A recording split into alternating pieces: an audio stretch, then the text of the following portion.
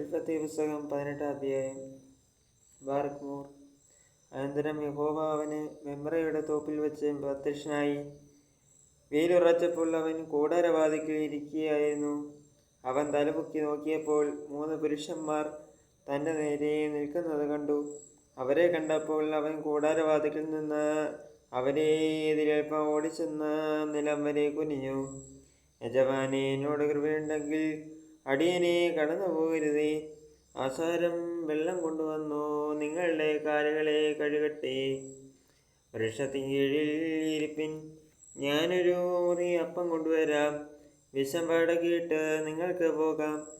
ഇതിനായിട്ടല്ലോ നിങ്ങൾ അടിയൻ്റെ അടുക്കൽ കയറി വന്നത് എന്ന് പറഞ്ഞു. നീ പറഞ്ഞതുപോലെ ആകട്ടെ എന്നവർ പറഞ്ഞു. അബ്രഹാം ബന്ധപ്പെട്ട് കൂടാരത്തിൽ സാറായിയുടെ അടുക്കൽ ചെന്നു. നീക്ഷണത്തിൽ 3 ഇടങ്ങഴി മാവ് എടുത്ത് ഒഴിച്ച് അപ്പം ഉണ്ടാക്കുക എന്ന് പറഞ്ഞു. അബ്രഹാം പശുക്കൂട്ടത്തിൽ ഓടിച്ചെന്ന് ഇളയതും നല്ലതുമായ ഒരു കാളക്കുട്ടിയെ പിടിച്ച് ഒരു ബാല്യക്കാരെ പക്കൽ കൊടുത്തു. അവൻ അതിനെ ക്ഷണത്തിൽ പാകം ചെയ്തു. പിന്നെ അവൻ വെണ്ണയും പാലും താൻ പാകം ചെയ്യിച്ച കാളക്കുട്ടിയെ കൊണ്ടുവന്ന് അവരുടെ മുമ്പിൽ വെച്ചു. അവരുടെ അടുക്കൽ വൃക്ഷത്തിൻ കീഴിൽ ശുശ്രൂഷിച്ച് നിന്നു. ഭക്ഷണം കഴിച്ചു. അവർ അവനോട്, നിന്റെ ഭാര്യ സാറായി ഇവിടെ എന്ന് ചോദിച്ചതിന്, കൂടാരത്തിലുണ്ട് എന്ന് അവൻ പറഞ്ഞു. 1 ആണ്ട് കഴിഞ്ഞിട്ട് ഞാൻ നിന്റെ അടുക്കൽ മടങ്ങി വരും. അപ്പോൾ നിന്റെ ഭാര്യ സാറായിക്കൊരു മകൻ ഉണ്ടാകുമെന്ന് അവൻ പറഞ്ഞു. സാറ കൂടാരവാതിൽക്കൽ അവൻ്റെ പിൻവശത്ത് കേട്ടുകൊണ്ടിരുന്നു. എന്നാൽ അബ്രഹാമും സാറായും വയസ്സ് ചെന്ന് വൃദ്ധരായിരുന്നു. സ്ത്രീകൾക്കുള്ള പതിവ് സാറായിക്ക് നിന്നുപോയിരുന്നു. ആകയാൽ സാറ ഉള്ളുകൊണ്ട് ചിരിച്ച്, വൃദ്ധയായിരിക്കുന്ന എനിക്ക് സുഖഭോഗമുണ്ടാകുമോ? എൻ്റെ ഭർത്താവും വൃദ്ധനായിരിക്കുന്നു എന്ന് പറഞ്ഞു. യഹോവ അബ്രഹാമിനോട്, വൃദ്ധയായ ഞാൻ പ്രസവിക്കുന്നത് വാസ്തവമോ എന്ന് പറഞ്ഞു. സാറ ചിരിച്ചത് എന്ത്? യഹോവയാ കഴിയാത്ത കാര്യമുണ്ടോ? 1 ആണ്ട് കഴിഞ്ഞിട്ട് ഈ സമയമാകുമ്പോൾ ഞാൻ നിന്റെ അടുക്കൽ മടങ്ങി വരും. സാറായ്ക്ക് ഒരു മകൻ ഉണ്ടാകുമെന്ന് അരുളി ചെയ്തു. സാറ ഭയപ്പെട്ടു.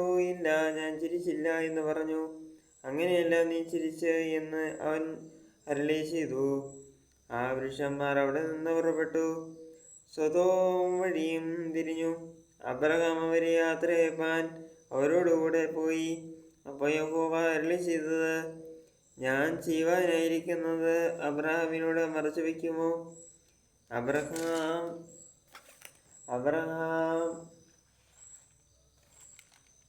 അബ്രഹാം വലിയതും ബലമുള്ളതുമായ ജാതിയായി തീരുകയും അവനിൽ ഭൂമിയിലെ ജാതികളൊക്കെയും അനുഗ്രഹിക്കപ്പെടുകയും ചെയ്യുമല്ലോ. യഹോവ അബ്രഹാമിനെ കുറിച്ച് അരുളി ചെയ്തത് അവന് നിവർത്തിച്ചു കൊടുക്കാൻ തക്കവണ്ണം അബ്രഹാം തന്റെ മക്കളോടും തനിക്ക് മുമ്പുള്ള കുടുംബത്തോടും നീതിയും ന്യായവും പ്രവർത്തിച്ചുകൊണ്ട് യഹോവയുടെ വഴി നടപ്പാൻ കൽപ്പിക്കേണ്ടത് ഞാൻ അവനെ തിരഞ്ഞെടുത്തിരിക്കുന്നു. പിന്നെ യഹോവ, സൊദോമിൻ്റെയും ഗൊമോറയുടെ നിലവിളി വലിയതും അവരുടെ പാപം അതികഠിനവുമാകുന്നു.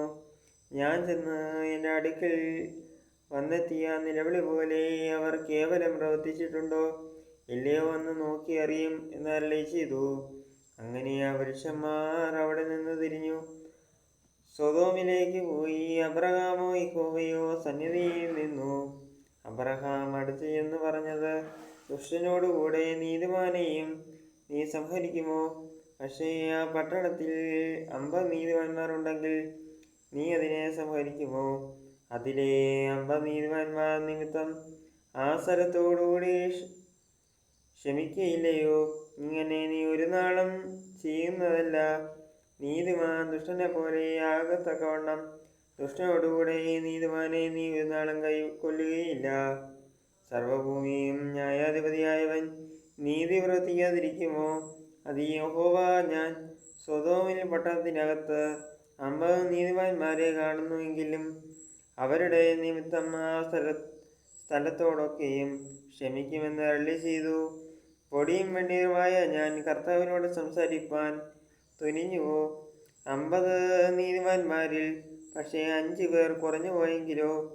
5 പേർ കുറഞ്ഞതുകൊണ്ട് നീ ആ പട്ടണം മുഴുവനും നശിപ്പിക്കുമോ എന്ന് അബ്രഹാം പറഞ്ഞതിന് 45 പേരെ ഞാൻ അവിടെ കണ്ടാൽ അതിനെ നശിപ്പിക്കയില്ല എന്ന് അവൻ അരുളി ചെയ്തു. അവൻ പിന്നെയും അവനോടുകൂടെ സംസാരിച്ചു.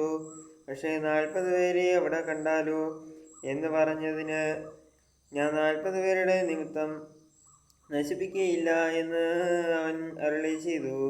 അതിന് അവൻ ഞാൻ പിന്നെയും സംസാരിക്കുന്നു, കർത്താവ് കോപിക്കരുതേ, പക്ഷേ 30 പേരെ അവിടെ കണ്ടാൽ നശിപ്പിക്കുകയില്ല എന്ന് അവൻ അരുളി ചെയ്തു. ഞാൻ കർത്താവിനോട് സംസാരിപ്പാൻ തുനിഞ്ഞുവല്ലോ. പക്ഷേ 20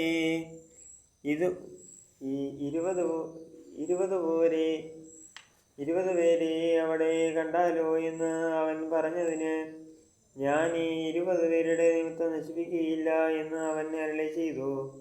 അപ്പോൾ അവൻ കർത്താവ് കോപിക്കരുതേ, ഞാൻ ഇനി ഒരു പ്രാവശ്യം മാത്രം സംസാരിക്കും, പക്ഷേ 10 പേരെ അവിടെ കണ്ടാലോ എന്ന് പറഞ്ഞ് ഞാൻ 10 പേരുടെ നിമിത്തം നശിപ്പിക്കുകയില്ല എന്ന് അവൻ അരുളി ചെയ്തു.